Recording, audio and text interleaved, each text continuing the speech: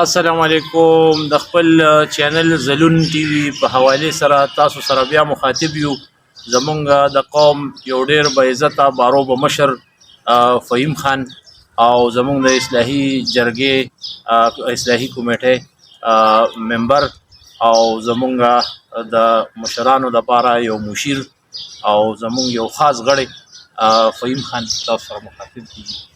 څنګه فهیم خان؟ شکر دی، مهرباني سلیم خان چې تراله او ما ته پته لګېدلې وه خو زه نه وم په کراچۍ کې وم، زه په انتظار وې په دغه ستا مننه چې تا زموږ دومره انتظار وکړو. فهیم خان مونږ وایو چې تاسو لږ خپل د مشرانو د خپلې اوسط سره د اتمانزو په سطح باندې تاسو خپل تعارف هم وکړئ او بیا د دې تنظیم باره کې تاسو لکه بار د خپل کاروبار په سلسله کې کراچۍ کې نو التم چې تاسو ته دې یا څه فواید دي یا تاسو د دې څه هغه احکامات کوم د مشرانو دي یا څه دي او د هغې مطابق تاسو هغه څه کار کوئ او د هغې باندې لږ رڼا چې واچوئ تاسو. سلیم خانه زما خو چې کوم دی تعلق د اتماندو سره دی، د حاجي شاهنواز خان موسیمه، د صوبت خان دویمه، د پیر محمد خان او د دوست محمد خان دوارېمه او د دې اتماندو یو او په کراچۍ کې چې کوم دی زه په خپله یو سیاسي ګوند سره تعلق ساتم. هلته زه دوه ځله د سټي ډسټرکټ ګورنمنټ ممبر پاتې شوم، پکې د باغات هم چیرمین پاتې شوم، یا پکې چې کوم دی د اکروچمنټ کمیټې کې هم چیرمین پاتې شوم. ما هلته دوه ځل د بلدیات الیکشن هم ګټلی او زه د دویم دریم ځل باندې هلته د ضلعې صدارت کوم عوامي نیشنل پارټۍ دا غځای د ضلعې صدر یم د ډسټرکټ ایسټ او موږ چې کوم دی دلته د مشرانو. فهیم خان د دې خوازخیلو په هکله زموږ چې کومه قومي جرګه جوړه شوې ده خوازخیل قومي جرګه نو د هغې په حوالې سره به زه تاسو نه بس یو تپوس وکړم او په هغه یو تپوس کې زه وایم چې تاسو ما ته په دې ټول هر څه باندې رڼا واچوئ چې تاسو څه محسوسوئ یا مخکې یا په دې ټایم یا په فیوچر کې ستاسو د دې باره کې څه رایه ده؟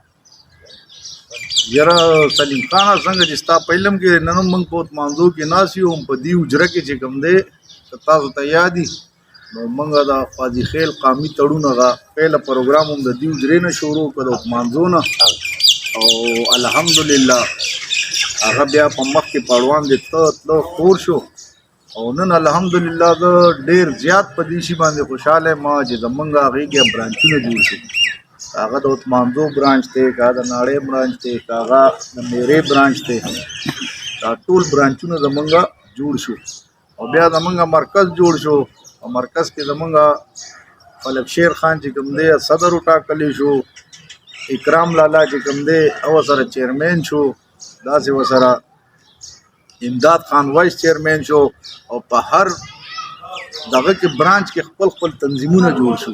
نو دا یو ډېر ښه عمل و چې په دې قوم کې دا تنظیم نو راغله او دا تنظیم جوړ شو. بیسیکلی د دې تنظیم د جوړېدو زما په خیال کې ټولو نه لویه فایده خو چې کومه ما ته ښکاري یا خو موږ بار وخت تېر کړی دی کلي نه کیدای شي په دغې وجه خو ما ته مین د دې ټولو نه لویه فایده دا ښکاري چې خوازخیل یو ډېر لوی قوم یو ډېر لوی خاندان دی، ډېر زیات خلک یې دي خو موږ په خپلو کې هم دومره یو بل نه پېژندېدل. نو دا کریډټ او دا دغه به زه دې تنظیم له ورکړم چې دې تنظیم دا قوم ټول یو بل سره رانږدې کړه او دې تنظیم موږ په یو بل باندې وپېژندل، ولې چې هغه کوم نږدې رشتې دار وو خو ټولو پېژندل خو دا د لرې دا رونه بیګان چې کوم دي که نه دا چا نه پېژندل نو هغه هم د دې تنظیم په وجه باندې موږ ټولو وپېژندل. یو خو دغه فایده وشوه، بله چې کوم دی دویمه فایده زما په خیال دا وشوه چې موږ کې یو یونټي پیدا شوه. یونټي په دې شکل کې پیدا شوه چې مخکې به هم دا غم خادی کېدی، دا تلې راتلل به کېدل خو د دې تنظیم سره هغه زیات شو. کم زمونږ رونه بایګان چې زمونږ نه د سترګو نه یا زمونږ نه لرې وو یا موږ هغې سره دا شیزونه پاتې شوي نو هغه هم د دې تنظیم په وجه باندې فعال شو. دا یو ډېره ښه خبره وشوه. درېیمه پکې زما په خیال دا ډېره ښه خبره ده او ډېره خوشاین خبره ده چې دا تنظیم چې کوم دی چې موږ په کومه ایجنډه باندې جوړ کړو هغه ایک نکات ایجنډه دا وه چې دا صرف خوازخیل قوم جوړو، د خوازخیل قوم دپاره ده په دې کې موږ سره د هرې پارټۍ ملګري شته. په خوازي خیل قوم څنګه چې تاسو ته مو ډېر لوی قوم دی، نو په دې کې په جمعیت علما کې هم شته، په مسلم لیگ نون کې هم شته، په پی ټي آی کې هم شته، په عوامي نیشنل پارټۍ کې هم شته. یعنی مختلف ګوندونو کې هغه سیاست یې کوي. خو چونکې خوازي خیل چې کوم پلیټ فارم دی دې کې بیا دوی ټول یو وي، نو دا موږ ته یو ډېره لویه فایده وشوه. بل اوس چې لکه څنګه دلته د مخبرې کار شروع شوی، په مخبره کې چې کوم دی شجرکاری مهم چلېده، شجرکاری پکې کېږي. د هغې دپاره ډېرې اونې ولګېدې. د زموږ د عثمانزو څانګې، د نورو څانګو، یعنې ټولو خوازي خیلو د هرې څانګې پکې خپل خپل کردار ادا کړ. هغې سره زموږ مشران چې کوم دي هغې هم باقاعده مانیټرینګ کوله د دې کارونو. نو هغه مانیټرینګ او دا ټول یو سیسټم سره وشو. دې نه هټ کر چې کوم دی اوس چې په نور ځایونو کې په پوره پاکستان کې خوازي خیل خوارې دي، په پوره دنیا کې په بیرون ملک کې ټول پراته دي. او که څنګه تاسو ته پته وي نو د عثمانزو بیا خوازي خیل قوم چې کوم دی پښتنو له ډېر ښه خلک ورکړي دي. از سیاسي حوالې سره نه وایم، خو چې کیوں چې کم خلک دي خوازي خیل دي، نو زه د خوازي خیلې په وجه یادوم. هغې کې چې کوم دی په سیاسي میدان کې وګورئ نو هم ډېر داسې خوازي خیلې ورکړي په سیاسي میدان کې په پوره دنیا کې خپله لوحه منو کړې ده. که په ادبي میدان کې ووایه، مجسمه نګارۍ کې ووایه، په هغې کې که د تعلیم په ادارو کې ووایه نو د تعلیم په ادارو کې چې کوم دی هم د هغې د چا نه شاته نه دي. داسې که په فورسز کې وګورئ، اوس هم وګورئ زمونږ ډېر هلکان په فورسز کې دي. هغې د دې قوم دپاره، د دې وطن دپاره چې کوم دی مخکې هم قربانۍ ورکړې او اوس هم قربانۍ ورکوي. اوس هم ما کتل زمونږ وروڼه بایګان چې څومره دي خوازي خیل په پولیس کې دي، دا دماکې چې وشوې په هغې باندې هغې لګیا دي. موږ د هغې دپاره هم دعا ګویو چې خدای دې زمونږ د قوم قبیلو دا ټول مسلمانان بریالي کړي د دې دهشتګردۍ خلاف، د دې چودنې خلاف، او چې دا کم سیسټم په دې ملک کې روان دی د دې خلاف. دا یو اجتماعي دغه ده. نو په هر فیلډ کې که تاسو وګورئ، که په استادانو کې وګورئ خوازي خیل شته، په فورسز کې وګورئ شته، ډاکټران شته، یعنی هر فیلډ کې دي شاته نه دي. کاروبار کې وګورئ نو په کاروبار کې هم دي مخکې دي، په زمیندارو کې هم مخکې دي. داسې یو شعبه نشته چې په هغې کې خوازي خیل وروستو دي. نوکرو کې وګورئ دي پکې هم دي. خو دا ټولې خبرې چې کوم دي زما په خیال دا چې څومره موږ وکړې د دې دا کریډټ چې کوم دی دې تنظیم ته دي. دا تنظیم مخکې مو که ستاسو په علم کې دا تنظیمو دا زمونږ مشرانو جوړ کړی و او هغې به چلو. هغې کې خدای دې وبخښوس پکې ډېر وفات دي زمونږ مشران او ډېر پکې شته. خو چونکې زمونږ د مشرانو، زمونږ د شاه زلمو، زمونږ د هلکانو بیا یو ځل چې کوم دی دیشي ته ملا وتړله چې دا یو ښه کار او یو ښه عمل و.